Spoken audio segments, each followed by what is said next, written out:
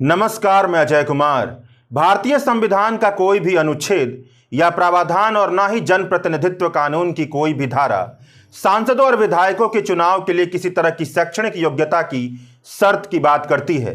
मतलब भारत में सांसद और विधायक बनने के लिए किसी भी तरह की डिग्री की जरूरत नहीं है। मगर इसका मतलब यह नहीं है कि सांसद और विधायक अपने चुनावी हलफनामे में अगर फर्जी डिग्री पेश करेंगे तो यह कोई गलती नहीं है। फर्जी डिग्री पेश करने का मतलब है कि वोटरों को उम्मीदवार ने गलत जानकारी देकर बहकाने का काम किया है। इंडियन पेनल कोड की धारा 191 के मुताबिक यह एक दंडनीय अपराध है। सदस्यता खारिज होने की संभावना भी बन सकती है। गुजरात हाई कोर्ट ने साल 2016 में सेंट्रल इंफॉर्मेशन कमीशन यानी सीआईसी के जरिए दिए गए उस फैसले को रद्द कर दिया है जिसमें सीआईसी ने गुजरात यूनिवर्सिटी को प्रधानमंत्री नरेंद्र मोदी की डिग्री साझा करने का आदेश दिया था। इसके साथ ही अरविंद केजरीवाल पर 25,000 रुपए का जुर्माना भी लगा दिया है। यह फैसला आने के बाद ही गांव देहात में प्रधानमंत्री के समर्थक भी हंस रहे हैं और दबी जुबान में पूछ रहे हैं कि आखिरकार यह कैसा फैसला है। तो चलिए इस वीडियो में विस्तार से बात करते हैं कि यह पूरा मामला क्या रहा है। प्रधानमंत्री नरेंद्र मोदी की डिग्री असली है या फर्जी, इसे लेकर लोगों के मन में संशय क्यों बढ़ता जा रहा है। अरविंद केजरीवाल अपना पक्ष रखते हुए लोगों को यह बात भी समझा रहे हैं कि क्यों एक प्रधानमंत्री को पढ़ा लिखा होना जरूरी है। तो इस वीडियो में इस पर भी बात की जाएगी कि संसद और विधायक की शैक्षणिक योग्यता को लेकर भारत के संविधान से निकली समझ क्या कहती है। पढ़ाई लिखाई से ज्यादा वह कौन से पैमाने हैं जिनके आधार पर हमें नेताओं को परखना चाहिए। याद कीजिए आम आदमी पार्टी के भूतपूर्व कानून मंत्री जितेंद्र सिंह तोमर को इन पर एफिडेविट में यानी हल्फनामे में फर्जी डिग्री दाखिल करने का आरोप लगा था। इसी समय भाजपा सरकार में मानव संसाधन मंत्री के तौर पर कार्यरत स्मृति ईरानी पर भी फर्जी डिग्री का आरोप लगा था। मगर दिल्ली पुलिस ने जितेंद्र सिंह तोमर के मामले में जितनी तत्परता दिखाई उसके मुकाबले स्मृति ईरानी के मामले में रत्ती भर भी नहीं दिखाई। जितेंद्र सिंह तोमर को गिरफ्तार किया गया। साल 2015 में फर्जी डिग्री के चलते इन्हें अपने पद से इस्तीफा देना पड़ा।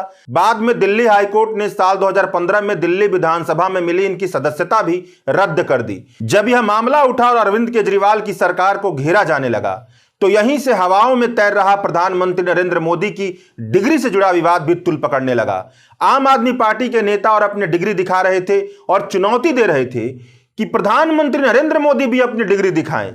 यही मामला बढ़ते बढ़ते यहां तक चला आया है कि देश यह जानना चाहता है, अंग्रेजी में कहें तो नेशन वांट्स टू नो, कि वह कैसे माने कि प्रधानमंत्री नरेंद्र मोदी की डिग्री फर्जी नहीं है। साल 2014 में चुनाव आयोग को सौंपे गए अपने हलफनामे में नरेंद्र मोदी ने पहली बार यह स्वीकार किया कि वह शादीशुदा हैं। 2014 से पहले लड़े गए गुजरात के विधानसभा चुनाव में नरेंद्र मोदी ने अपने हलफनामे में कभी नहीं स्वीकार किया था कि वह शादीशुदा हैं। यही बात लोगों को खटकी। लोगों को लगा कि जो व्यक्ति अपने शादीशुदा होने की जानकारी झूठी दे सकता है वह कई सारी जानकारियां भी झूठी दे सकता है। उसकी किसी बात पर भरोसा करना जायज नहीं है। यहीं से यह संदेह भी पनपने लगा कि क्या नरेंद्र मोदी की सौंपी गई दूसरी जानकारियां सही है या नहीं। साल 2014 के लोकसभा चुनाव में चुनाव आयोग को सौंपे गए हल्फनामे के मुताबिक नरेंद्र मोदी ने साल 1978 में डिस्टेंस लर्निंग प्रोग्राम के तहत दिल्ली यूनिवर्सिटी से बीए और साल 1983 में गुजरात यूनिवर्सिटी से एमए की डिग्री हासिल की है। नरेंद्र मोदी के इस दावे को लेकर प्रधानमंत्री कार्यालय, चुनाव आयोग, दिल्ली यूनिवर्सिटी और गुजरात यूनिवर्सिटी में कई सारे आरटीआई दाखिल किए गए। प्रधानमंत्री कार्यालय से जवाब आया कि चुनाव आयोग से पूछिए। चुनाव आयोग से जवाब आया कि चुनाव आयोग की वेबसाइट पर जाकर देख लीजिए। गुजरात यूनिवर्सिटी ने जवाब दिया कि साल 2015 के सूचना के अधिकार के कानून के तहत यह जानकारी सार्वजनिक यानी कि पब्लिक नहीं की जा सकती है। दिल्ली के निवासी हंसराज जैन ने भी दिल्ली यूनिवर्सिटी में आरटीआई दाखिल कर नरेंद्र मोदी की डिग्री के बारे में पूछताछ की थी। उन्हें भी किसी तरह का मुकम्मल जवाब नहीं मिला। इसी समय आम आदमी पार्टी के नेता जितेंद्र सिंह तोमर पर भी फर्जी डिग्री का विवाद का मामला चल रहा था, जिसे ऊपर बताया गया। आम आदमी पार्टी पर जमकर हमला हो रहा था। इसी समय केंद्रीय सूचना आयोग ने केजरीवाल से उनकी चुनावी फोटो पहचान पत्र के बारे में जानकारी मांगी थी। अप्रैल 2016 में अरविंद केजरीवाल ने चीफ इंफॉर्मेशन कमिश्नर यानी सीआईसी श्रीधर आचार्यलू को बड़े ही कठोर शब्दों में एक चिट्ठी लिखी। उस चिट्ठी का लब्बो लुबाब यह है कि अरविंद केजरीवाल कहते हैं कि मुझसे जुड़ी जितनी भी जानकारियां हैं उसे सार्वजनिक करने में मुझे कोई दिक्कत नहीं है, लेकिन मुझे पता चला है कि प्रधानमंत्री नरेंद्र मोदी की डिग्री से जुड़ी जानकारियां सार्वजनिक करने पर रोक लगा दी गई है। कई मीडिया रिपोर्ट में यह आरोप लग रहा है कि नरेंद्र मोदी के पास किसी भी तरह की डिग्री नहीं है। ऐसे में पूरा देश नरेंद्र मोदी की डिग्री की सच्चाई जानना चाहता है। आपने जो रोक लगाया है वह गलत है। नरेंद्र मोदी से जुड़ी जानकारियां सार्वजनिक करने की हिम्मत दिखाएं। सेंट्रल इंफॉर्मेशन कमीशन यानी केंद्रीय सूचना आयोग ने इस चिट्ठी को एक आरटीआई एप्लीकेशन की तरह माना और गुजरात यूनिवर्सिटी और दिल्ली यूनिवर्सिटी को आदेश दिया कि वह प्रधानमंत्री नरेंद्र मोदी की डिग्री से जुड़ी जानकारियां साझा करें। इसी के बाद भाजपा के नेता अमित शाह और अरुण जेटली ने प्रेस कॉन्फ्रेंस कर प्रधानमंत्री नरेंद्र मोदी की बीए और एमए की डिग्री सार्वजनिक की और कहा कि अरविंद केजरीवाल ने देश का नाम बदनाम किया है, उन्हें माफी मांगनी चाहिए। पलटकर आम आदमी पार्टी के उस समय के सदस्य आशुतोष ने प्रेस कॉन्फ्रेंस कर कहा कि अमित शाह और अरुण जेटली भगवान नहीं है कि उनकी बात मान ली जाए। सार्वजनिक की गई डिग्री में कई सारी खामियां हैं, यह डिग्री फर्जी है। Gujarat university central information commission के नरेंद्र मोदी के डिग्री देने के आदेश पर गुजरात हाईकोर्ट चली गई थी। गुजरात यूनिवर्सिटी ने कहा था कि सीआईसी का आदेश त्रुटिपूर्ण है, इसे रद्द करने की जरूरत है। 7 साल बाद इसी मामले पर फैसला आया है। गुजरात हाईकोर्ट की सिंगल बेंच के जज बीरेन वैष्णव ने चीफ इंफॉर्मेशन कमिश्नर के 2016 में दिए गए आदेश को रद्द कर दिया है। इसके साथ अरविंद केजरीवाल पर 25,000 रुपए का जुर्माना भी लगा दिया है, जिसे 4 हफ्तों के भीतर गुजरात राज्य विधिक सेवा प्राधिकरण के पास जमा कराना होगा। जानकारों का कहना है कि मोदी सरकार के दौर में मौजूद संस्थाओं की आजादी को लेकर अनगिनत सवाल खड़े हो चुके हैं। यह फैसला भी उसी फहरिस्त में शामिल होता है। इस फैसले के बाद आम आदमी पार्टी के नेता संजय सिंह ने प्रेस कॉन्फ्रेंस करके कहा कि अमित शाह के जरिए प्रधानमंत्री की जो डिग्री सार्वजनिक की गई है वह फर्जी है, अपने आप में कई सवाल खड़ा करती है। प्रधानमंत्री के मास्टर ऑफ आर्ट यानी एमए की डिग्री में यूनिवर्सिटी की स्पेलिंग गलत है। यूनिवर्सिटी में विक्ट्री का वी आता है, जबकि इसमें इस्तेमाल बैट वाला बी किया गया है। इस तरह से यूनिवर्सिटी के बजाय यूनिवर्सिटी हो गया। मगर fact check website Alt News के पत्रकार अभिषेक ने ट्वीट कर यह जानकारी दी कि यूनिवर्सिटी वहां नहीं लिखा है। यह वर्तनी की गलती नहीं है, हो सकता है कि उस फॉन्ट परिवार में से एक का उपयोग किया गया हो जहां lower case v lower case b जैसा दिखता है। मगर संजय सिंह ने अपने प्रेस कॉन्फ्रेंस में यह भी कहा कि जिस लिपि शैली में यानी जिस फॉन्ट में मास्टर ऑफ आर्ट्स लिखा गया है उसकी शुरुआत साल 1992 में की गई है, जबकि प्रधानमंत्री नरेंद्र मोदी का कहना है कि उन्होंने 1983 में एमए की डिग्री हासिल कर ली थी। इसका मतलब क्या बनता है? गुजरात हाईकोर्ट का फैसला हास्यास्पद है। भारत के चुनाव आयोग का नियम कहता है कि अगर चुनाव आयोग को सौंपी गई डिग्री फर्जी निकलती है तो सदस्यता खारिज हो सकती है। यह बहुत बड़ा फर्जीवाड़ा है, ना वह सांसद बचेंगे और ना ही वह चुनाव लड़ सकेंगे। अरविंद केजरीवाल ने भी गुजरात हाई कोर्ट के फैसले के बाद प्रेस कॉन्फ्रेंस किया। उनके प्रेस कॉन्फ्रेंस का लब्बो लुबाब यह है कि देश इसलिए नहीं तरक्की कर पा रहा है कि देश के पास पढ़ा लिखा प्रधानमंत्री नहीं है। 21वीं सदी में पढ़ा लिखा प्रधानमंत्री होना चाहिए। प्रधानमंत्री नरेंद्र मोदी कहते हैं कि नाले के गैस से चाय बनाई जा सकती है। बादलों के पीछे से अगर कोई हवाई जहाज जाए तो उसे रडार नहीं पकड़ पाएगा। क्लाइमेट चेंज कोई समस्या नहीं है। क्या कोई पढ़ा लिखा प्रधानमंत्री इस तरह की बातें करेगा? ऐसी बातें सुनकर पूरी दुनिया भारत पर मुंह दबाकर हंसती है। अगर देश का प्रधानमंत्री पढ़ा लिखा नहीं होगा तो आप उससे किसी भी कागज पर जब सैकड़ों कागज दस्तखत करने होते हैं तो दस्तखत करवा लेंगे। गुजरात हाई कोर्ट के फैसले के बाद प्रधानमंत्री नरेंद्र मोदी की डिग्री पर और अधिक संशय बढ़ गया है। देश की जनता यह जानना चाहती है कि उनका प्रधानमंत्री कितना पढ़ा लिखा है।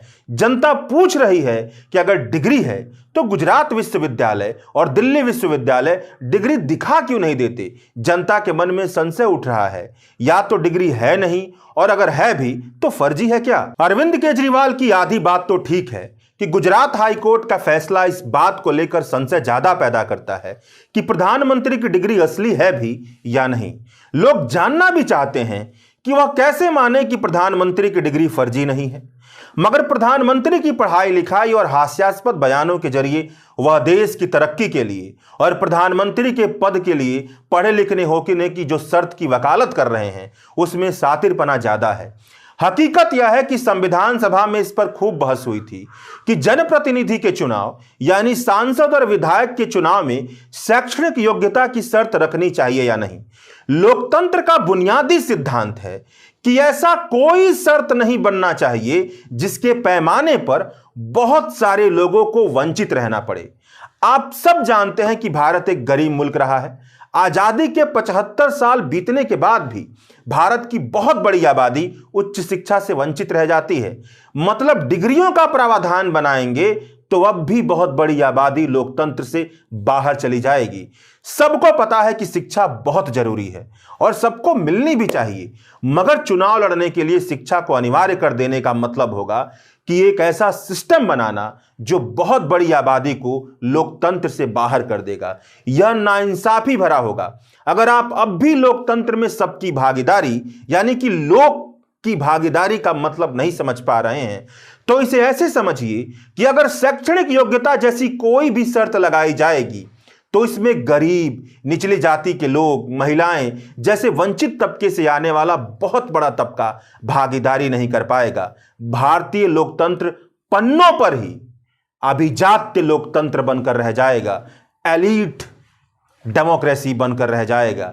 इसके साथ यह बात समझने वाली है कि एक व्यक्ति घर के चार दीवारी में रहकर सांसद या विधायक नहीं बनता है, बल्कि जनता के बीच में जाकर चुनाव लड़ता है, जनता के बीच जाकर अपनी बात रखता है, अपने विचार व्यक्त करता है। जनता के पास पूरा मौका होता है कि वह उसे परखने का ईमानदार पैमाना बनाए। मौजूदा वक्त की चुनाव प्रणाली की असली दिक्कत यह नहीं है कि चुनाव लड़ने के कानून के किसी प्रावधान में शैक्षणिक योग्यता का प्रावधान नहीं है, बल्कि असली दिक्कत यह है कि मीडिया, सीबीआई, ईडी जैसे संस्थानों के जरिए सिस्टम को इतना तोड़ मरोड़ दिया गया है कि जनता का परखने का पैमाना ही बेईमान बनते चला जा रहा है। अब अगर मीडिया के जरिए 24 घंटे मुस्लिमों के खिलाफ जहर फैलाने वाले लोगों की वकालत की जाएगी तो कैसे जनता का परखने का पैमाना बढ़िया बन सकता है। अगर अडानी घोटाले की खबर ही नहीं दिखाई जाएगी तो कैसा जनता भ्रष्टाचार को जान सकती है। और ध्यान दीजिएगा कि इन सभी संस्थानों पर कोई अनपढ़ नहीं पहुंचता है, बल्कि अच्छे खासे पढ़े लिखे लोग ही पहुंचते हैं। अरविंद केजरीवाल से पूछना चाहिए कि वह इन पढ़े लिखे लोगों के बारे में क्या सोचते हैं। जहां तक बात रही नरेंद्र मोदी की मूर्खतापूर्ण बयानों की, तो वह पढ़ाई लिखाई कम होने या अनपढ़ होने का मसला नहीं है। पढ़े लिखे लोग भी बहुत ज्यादा मूर्खतापूर्ण और कुतार्किक बातें करते रहते हैं। खोजने निकलेंगे तो आईएएस और जजों के पदों पर नियुक्त हो चुके कई लोगों के ऐसे बयान देखने को मिलेंगे।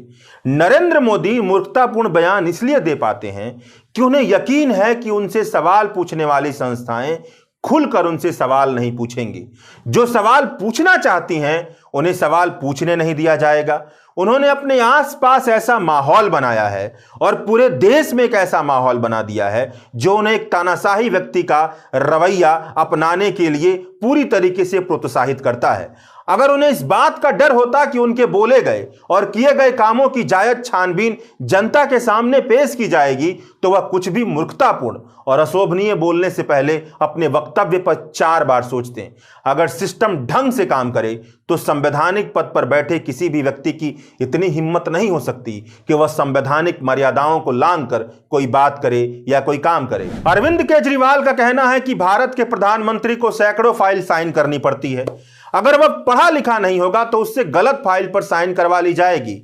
चूंकि अरविंद केजरीवाल भी अपनी तानाशाही रवैया की तरह भारतीय राजनीति को सोचते हैं, इसलिए उन्होंने इस बात को मान लिया है कि देश को एक व्यक्ति चलाता है। इसमें हमारी मीडिया संस्थानों की भी बहुत बड़ी गलती है, जो इस तरह से चर्चा करती हैं जिससे आम लोग सिस्टम के कामकाज को, उसके पेच को ढंग से समझ नहीं पाते हैं, उसकी जिम्मेदारी और कर्तव्य को नहीं समझ पाते हैं।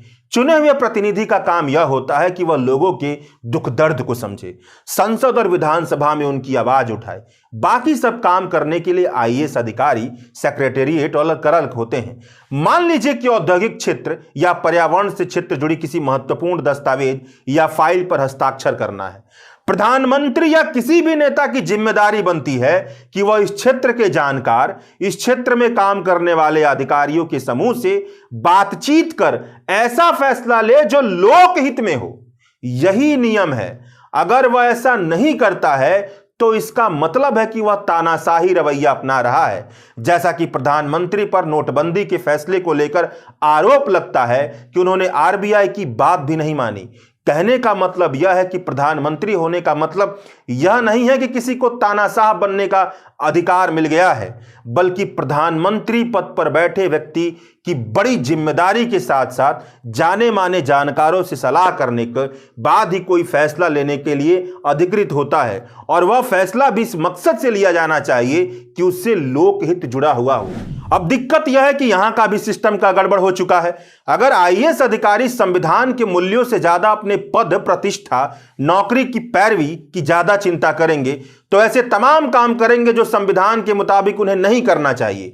अडानी घोटाले में अगर प्रधानमंत्री की तरफ तमाम सुइयां मुड़ रही दिख रही हैं, तो इसके साथ उन अधिकारियों की तरफ भी दिख रही हैं जिन्होंने प्रधानमंत्री को सलाह मशवरा देने का काम किया है। उन्हें कैसे इनसे अलग किया जा सकता है? बाकी आप सब प्रधानमंत्री की डिग्री असली है या फर्जी, इसमें खूब दिलचस्पी ले रहे हैं, इस विषय पर सोच ही रहे हैं, तो इस विषय पर भी सोचिएगा कि आखिरकार आप ऐसे नेताओं को चुनकर क्यों भेजते हैं जिनके होते हुए भी भारत के हर इलाके में शिक्षा व्यवस्था लचर है और फर्जी डिग्री लेने और देने का कारोबार जमकर चल रहा है।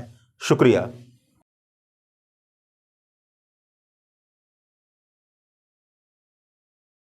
द वायर के और वीडियोस देखने के लिए सब्सक्राइब करें और बेल आइकन पर क्लिक करें। स्वतंत्र पत्रकारिता की आर्थिक मदद करने के लिए डिस्क्रिप्शन में दिए गए लिंक पर जाएं और अपनी राशि चुनें।